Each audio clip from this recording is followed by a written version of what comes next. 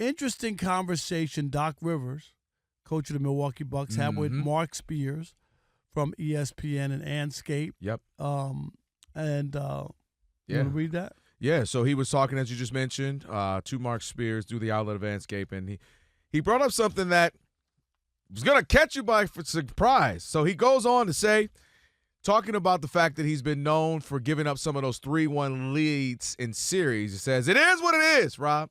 It's part of my legacy." And he goes on to say, "There's nothing I can do about it. I got a team that was an 8 seed up to 3-1. That's coaching. That is not bad coaching. The one with the Clippers, that's the only one that got away, but people don't realize." Chris Paul goes on to talk about he was injured and all that. But he says, "No one tells a real story, and I'm fine with that. It's unfair in some ways. I don't get enough credit for getting 3 wins." Let me reread this. Make sure you heard me. Please. No, let me make sure y'all heard me. I gotta go you. Look at this. Is this thing on? I gotta go Rob Parker on this one. He said, "I don't get enough credit for getting the 3 wins in those 3-1 series blown leads. I get credit for losing, and I always say, what if we had lost to Houston in 6? No one cares. One of the things that I'm proud of is we've never been swept.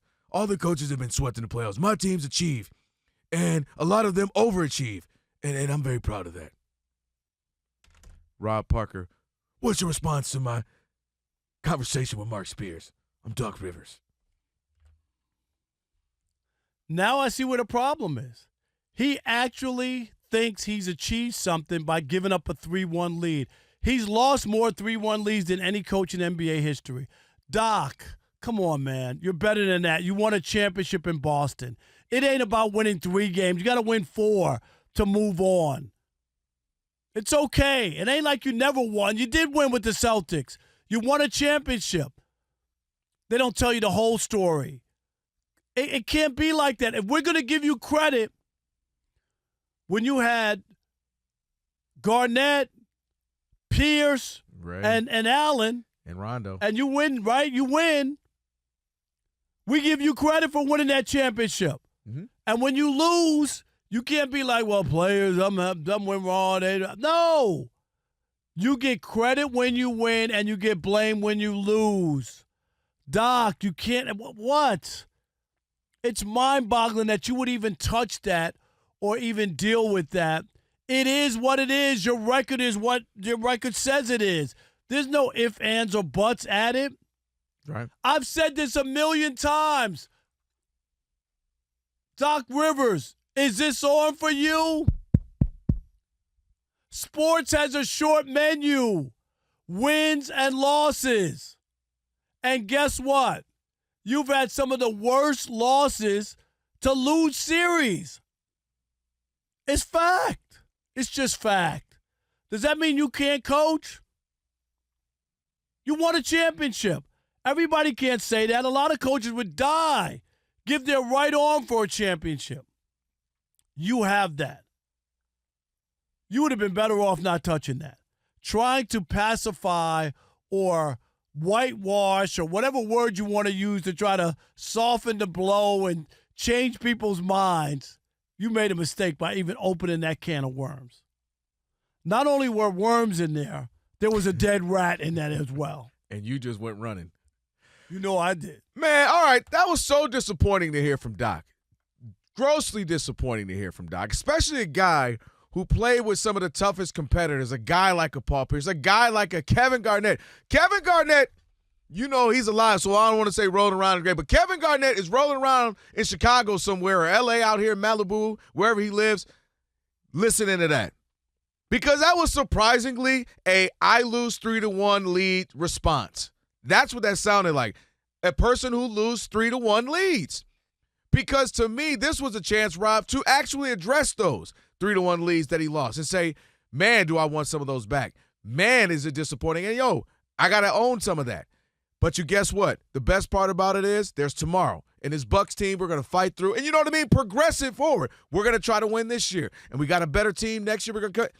To look back and act as if we're all missing it because you won 3. Kobe Bryant, God bless the dead. You know what he said, Rob? Job's not finished. Right. Kobe Bryant and them. Up 3-1, job's not finished. Remember they were up 3-1 against the Suns and lost that series. You remember that yes. with Smush Parker? I job's know. Justin not is sick finished. over that one, I know. Job's not done. So you to say, well, at least we got up 3. At least we got 3 wins. And to brag about never being swept. How is that? That's disappointing from somebody who has a championship on their resume, yes. right? That's from a coach who hasn't won anything, and I have to highlight something, right? I got to find something. Rummaging through paper. Hey, I've never been swept. You got a championship. You went back to the finals, and if Ron Artest at the time, Meta World Peace, doesn't make a shot, maybe you win. You win 2 championships. You don't have to go down telling us that at least I won 3.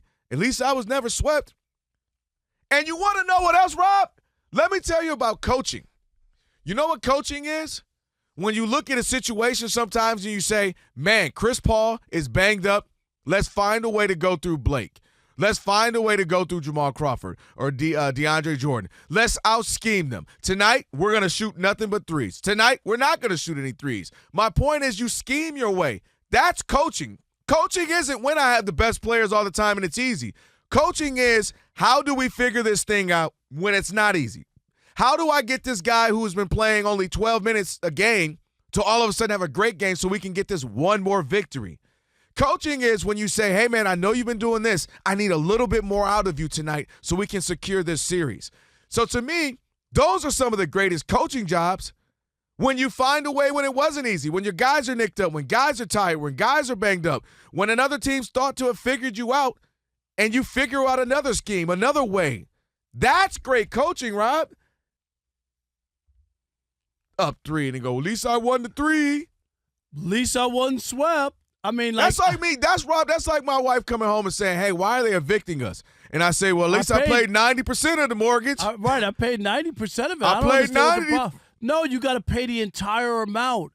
And you got to win 4 games to advance or to win a championship or to get to the championship or whatever it is. I've read this. I was blown away that he said this. It doesn't make sense. It doesn't make sense for somebody who played the league. And who's won a championship. Played with some of the hard-nosed players, coached some of the hard-nosed players. Rondo, you think Rondo would say something like that?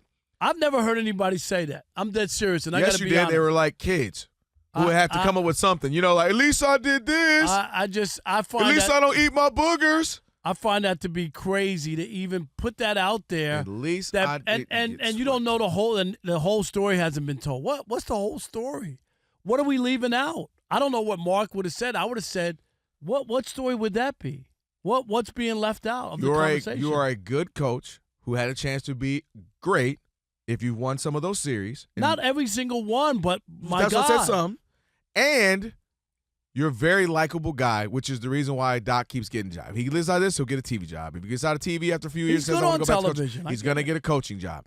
There's something to being liked. Doc's very likable. People like Doc. So he'll keep a job no matter what. He's going to, most teams he's on, they'll win games. He's never going to necessarily suck with his team. But he has underwhelmed at times, several times. He underwhelmed with the Sixers. He's underwhelming right now with the Bucks. With the Clippers up 3-1. That was the bad one against Denver. You remember that? They were up 3-1. Kawhi was healthy. Paul George was healthy.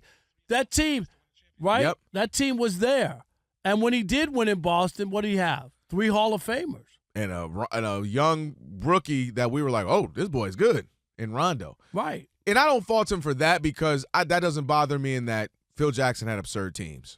No. You're not taking it away. But my point is. But that's the only one you got. And that's why I'm saying, to me, he would have really proven himself. And again, he's a good coach, but to be a very good or great coach, if he would have said, remember that series when Chris Paul was banged up, but we schemed up a way. We found a way. We played a zone defense because we know he couldn't guard right now. Or what we did? We decided to use Chris as a decoy, and we got other guy, J.J. Redick, we got him hot, got him, he shot and made 10 threes. Like, there are so many ways to me, showcase, that is how you coached up some good things. That's how you scheme. The idea of just winning 3 and not finishing the job, that becomes disappointing because you had 3 more opportunities to simply win 1 more game and you didn't. So how is that a qualifier? How is that a good thing? Hey, I had 3 more chances to win 1 game, and I did multiple times. I was disappointed in Doc from that because he's been a basketball lifer. I wouldn't expect him to say anything. Nah, the idea of not closing the deal or finishing the job, And if he would have just said, you know what, I've had some bad breaks. Some injuries here and there. I would like to have closed out 2 or 3 more of those. Yeah. Would have been the greatest thing in my career, and that's the thing that I think is missing in my career is that I didn't get a chance to get another one. That one he was referencing. I don't think anybody would be mad at him. No, because nobody wins. I mean, Steve Kerr is going to go to the Hall of Fame as a coach, and Steve Kerr is the only one to lose 3-1 in the finals. So my point is it happens. That's on his record. That's on his record. But again, he has come back from some of those. Remember when the year before they won, OKC was up 3-1. Right? They came back. So Steve Kerr can say, hey, you know, I've been on both sides. I understand what it's like. Boom, boom, boom. Or not year before, the same year. My bad. But you get what I'm saying, man. So I was blown away by that from Doc. I just would have never. The first sentence or two was like, okay, it's not the full story. I get that. All right. But to say, hey, at least I never got swept, or to say, hey, at least I got up to 3, come on, Doc. That's like my daughters. Clean up your room. All right, we want to hear from you. 877-99 bed. Fox. The room ain't clean, but I made my bed. 877-996-6369. Want to hear from you. Doc Rivers. At least he won 3. Are you buying? What is it, the best of 5, Doc? I don't even know. I mean, it reminds me of Tracy McGrady. What he that said was that his team. Remember that? When they in Orlando. That's the one he that? said. It was at least, he said, to that one, he said, at least we were an 8 seed and we won some games. You hear that? I remember that. At least we were an 8 seed and we won some games, talking about the Pistons. No, win the series. We can't do that. And I remember that one with Tracy McGrady. Yep. That was in Detroit. Yep. And he said, hey, it's great to move to the second round. And then they were like, they changed. Got to win 4. You know, they changed it's a best of 7 this year. Last year was best of 5. Dude, T-Mac. And he was like, we had him on. Yeah. And he was like, Rob, you can't prove I said that. Do you have tape of that? Because nobody recorded. It was like right or something. So nobody. He said, I don't think I said that. I said, you got tape? Because that's what. But he did say it. He did. Dude, I was living there. I remember that. Chauncey and them was like, oh really? Yeah. Oh, y'all just moving on? Okay. Okay. And came right back.